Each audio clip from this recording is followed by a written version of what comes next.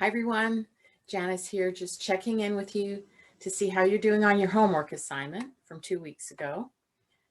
And as a reminder, we were to practice using our least dominant traits, our least dominant archetypes, as a way to begin to be able to smoothly and easily, kind of shapeshift into being able to give our animals what they might need from us in any given moment. And I know there's been a lot going on, and some of you might not have had the chance yet to really get into this exercise. But our next session is our last session for the kit. So I'm hoping that all of us can come to this session with some insights that will make the whole experience richer for all of us. Okay, now listen. If done correctly, this work isn't easy. In fact, it should feel uncomfortable. If it doesn't feel good, you're doing it right. And if you are experiencing some dissonance and some discomfort, you may be thinking, ugh, do I have to do this? And the answer is no, you don't have to do this. I am not the boss of you. I can't make you do anything. But I promise if you dig your heels in here, where it's relatively easy and safe, this is as far as it goes, because the work ahead gets more difficult, more nuanced. And, if this is where you draw the line, this is where you stay. So I really encourage you to pay attention to the discomfort, where you're feeling it in your body, what thoughts are going through your mind. And we're going to share all of this with each other the next time we're together. So the other thing that people sometimes ask me is, well, I can't figure out what I should be doing. So I'm going to give you a very concrete example of an exercise that I did to try to summon my mentor, because as you might remember, my score is very high as a warrior and very low as a mentor. And remember what we learned in the kit. Those two archetypes experience friction even before anything ever happens. So it's not an easy thing to do for a warrior to try to summon their mentor and vice versa. So I used an exercise that I actually got from Deepak Chopra.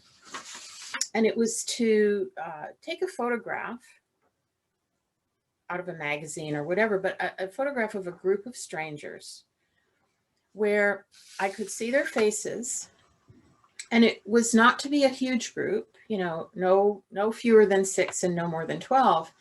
And the exercise was to sit with this photograph and look at each stranger's face until I could summon love and compassion for this stranger. Okay, for a warrior, this was pure torture. And I actually said, oh, do I have to do this? But I had to have faith that it would help me. So I persevered. It took me about a month. But I noticed something after about the third person. I noticed that my body started to change.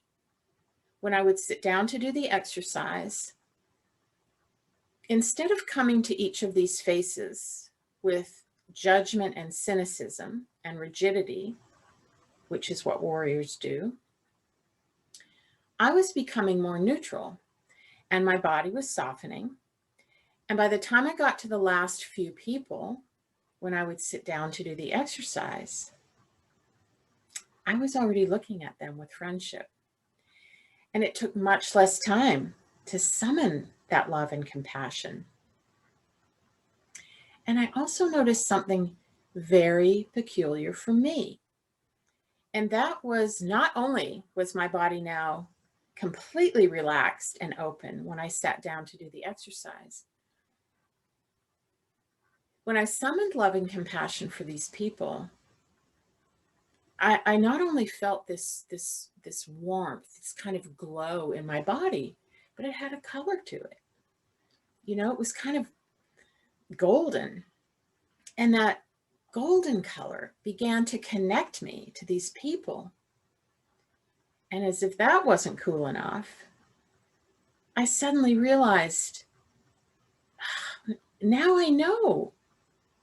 Now I know how to summon my mentor, and I will always know if it's authentic because I now know how it feels in my body. I will feel that warmth. I will feel my body relax. I will see that golden light. So doing that exercise, while so uncomfortable for me, it gave me a way to access my mentor whenever I need to do it. And that, of course, is the whole reason for the kit. You know, you have 4 distinct archetypes within you, and they all bring value and strength to a particular situation. And learning how to access each of these archetypes will set you so much further ahead on your road to animal connection, and also in your human relationships. This is profound work. And when you are able to pull on each of your archetypes, if you've done the work correctly, you will feel it in your body. With the warrior, you will feel this grand sense of invincibility and leadership. With the mentor, you will feel that warm golden light. With the thinker, you will feel laser focused as if nothing else matters in the world but the task you're attached to. And with the visionary, you'll be filled with a kind of euphoria and unbridled possibility. This assignment is the first step in helping you get there. Now, I want to reiterate something that Linda says over and over again. Be kind to yourself and have the courage to be wrong. You may get this wrong. It may feel yucky. And you know, maybe you'll make mistakes. It's okay. Think of figure skating. And think of the greatest Olympic figure skater you've ever seen. So glorious to watch. But I guarantee you, that skater started the way every skater starts. You get on the ice on those thin blades, and what happens? Your ankles wobble. You fall on your knees, you fall on your behind, right? You look about as elegant as a pig on roller skates. Everybody starts out the same.